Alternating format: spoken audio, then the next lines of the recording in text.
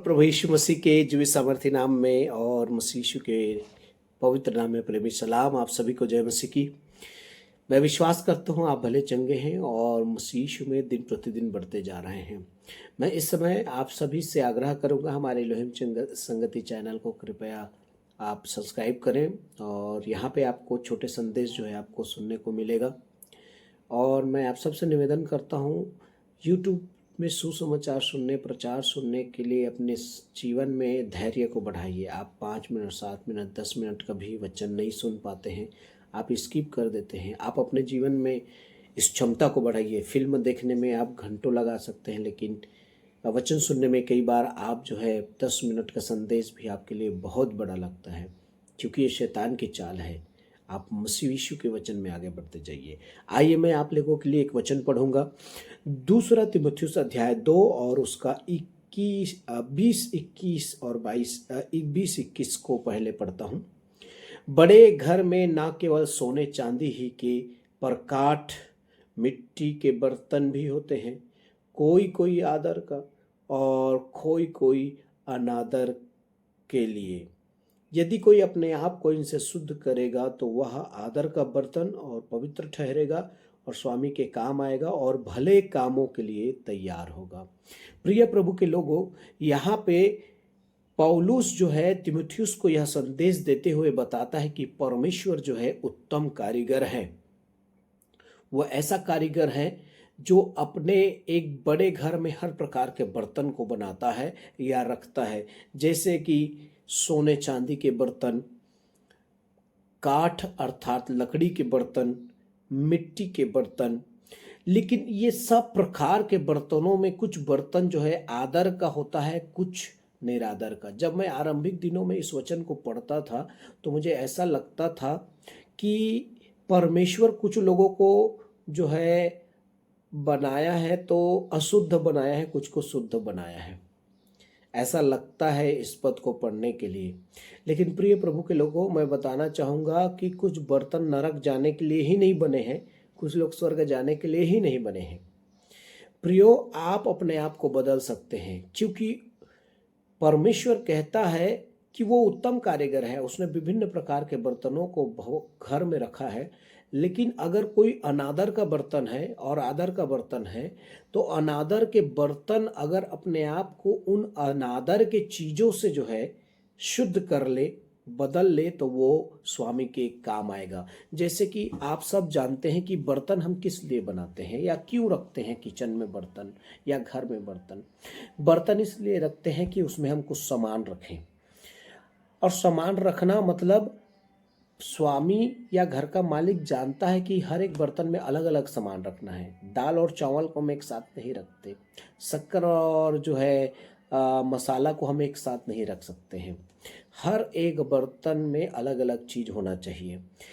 और बर्तन जो है, अगर कोई चीज़ उसमें भरा है तो उसे आपको निकालना है, साफ करना है, तब आप उसमें दूसरी चीज़ डाल सकते हैं।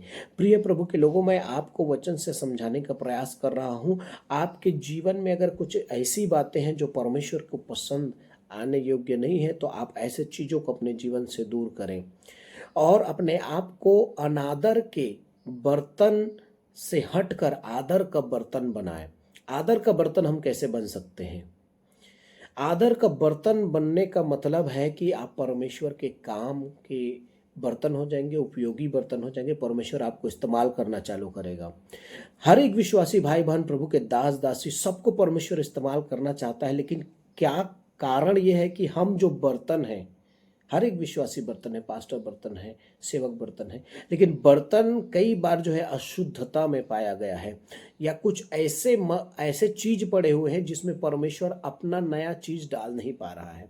तो आइए हम अपने आप को खाली करें, अपने अशुद्धता को दूर करें, अपने अंदर भरे हुए किसी चीज को निकाल फेंके। मान लिया जाए मसाला भरा हुआ है तो मसाला में शक्कर नहीं डाल सकते। वो चाहता है स्वामी इस बर्तन में अगर ये खाली हो जाता तो मैं इसमें डालता शक्कर। आप भी सोचते रहते हैं कि ये कई बार ये डब्बा हल्दी का ख़त्म हो जाता तो इसमें मिर्ची में डालता, या नमक ख़त्म हो जाता तो इसमें मैं शक्कर डालता। ये चाहता है परमेश्वर की हर बर्तन में उसकी योग्यता के अनुसार कुछ न कुछ डालें। मैं कल जो है हमारे यहाँ सोया बड़ी था, तो मैंने देखा कि एक वो पॉलीथीन में पड़ा हुआ है लंबे दिनों से, 15-20 दिनों से। तो मैंने एक बर्तन को देखा जिसमें पहले दाल पड़ा हुआ था। तो उन्होंने इस बार रविवार की आराधना में उस दाल को जो है भोजन के रूप में बनाया। तो मैंने देखा खाली हो गया है, तो मैं तुरंत जो है उस पॉलीथीन को उठाया, उसके बंधे हुए गांठ को खोला और उसमें उस बर्तन में डाल दिया, उस डिब्बा में डाल दिया। देखिए, स्वामी चाहता है, परमेश्वर आपको भरना चाहता है, इस्तेमाल करना चाहता है, आपसे बड़े बड़े चिन्ह चमत्कार करना चाहता है, दर्शन भविष्यवाणी की बातें बोलना चाहता है। लेकिन क्या करें, आप जो है अपने आप को खाली नहीं कर पा रहे हैं। आपको खाली होना बहुत जरूरी है। किन बातों से खाली होना है, किन बातों से आपको शुद्ध होना है? आइए हम पढ़ते हैं 22 पद से, दूसरा तीमुथियुस अध्याय 2 22 पद से। जवानी की अभिलाषा से भाग। देखिए, पहली बात जिसे आपको शुद्ध होना है। दूसरी बात, और जो शुद्ध मन से प्रभु का नाम लेते हैं उनके साथ धर्म, विश्वास और प्रेम और मेल मिलाप का पीछा करवाओ। Praise the Lord. प्रियो, जवानी की अभिलाषा से भागना है, और जो प्रभु का नाम अर्थात अच्छे प्रभु के दास दासी हैं उनके साथ आपको ज़्यादा से ज़्यादा प्रार्थना में, भक्ति में, प्रेम में, मेल मिलाप में उनके साथ मिलकर परमेश्वर का पीछा करना है। आगे पढ़ते हैं 23 पद। पर मूर्खता और अविद्या के विवादों से अलग रहा। दूसरा बात जिसे आपको जो है अलग रहना है वो क्या है? मूर्ख और अविद्या के विवाद। बहुत सारे विवाद हैं बाइबल में भी, या बहुत सारे विवाद हैं हमारे संसार के लोग हमसे करते हैं। तो ऐसे विवादों से हमें दूर रहना है, क्योंकि तू जानता है कि इनसे झगड़े उत्पन्न होते हैं। आगे 24 पद में क्या लिखा है? प्रभु के दास को झगड़ालू नहीं होना चाहिए। ये है हमारा शुद्ध होने की बातें। शिक्षा में निपुण होना है, ये है हमारे जीवन की सबसे बड़ी बातें जिसे हमें अपने जीवन में भरना है। सहनशील होना है, और लिखा है वह विरोधियों को नम्रता से समझाए। क्या जाने परमेश्वर उनके मन फिराव का मन दे कि वे सत्य को पहचाने और इनके द्वारा उसकी इच्छा पूरी करने के लिए सचेत होकर शैतान के फंदे से छूट जाए। प्रिय प्रभु के लोगों, आपको और मुझे जो है जवानी की अभिलाषा से भागना है, अशुद्ध ज्ञान से भागना है, मूर्खता की बातों से भागना है, हमें झगड़ालूपन से भागना है। और आगे जब आप पढ़ते हैं तो हमें परमेश्वर का वचन ये बताता है कि ऐसे बातों से जब हम अपने आप को शुद्ध करेंगे तब हम स्वामी के काम के बर्तन बन जाएंगे। ऊपर में भी आप पढ़ेंगे तो आपको और भी कई बातें आपको पढ़ने के लिए मिलेगा, और उसमें भी इस बात को लिखा है 14 पद में। देखिए, दूसरा अध्याय 14 पद।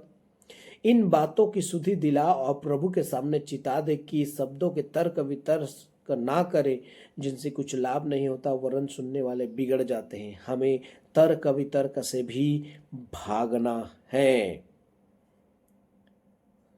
प्रिय प्रभु के लोगों। और 16 पद देखिएगा, वहां पर भी लिखा है, दूसरा तीमुथियुस 2 अध्याय 16 पद। अशुद्ध बकवास से बचा रहा, क्योंकि ऐसे लोग जो है भक्ति में बढ़ते चले जाते हैं। प्रियो, तो हमें किन किन बातों से अपने आप को शुद्ध करना है? पहली बात कि हमें तर्क वितर्क से अपने आप को शुद्ध करना है। दूसरा, बकवाद, अशुद्ध बकवास से।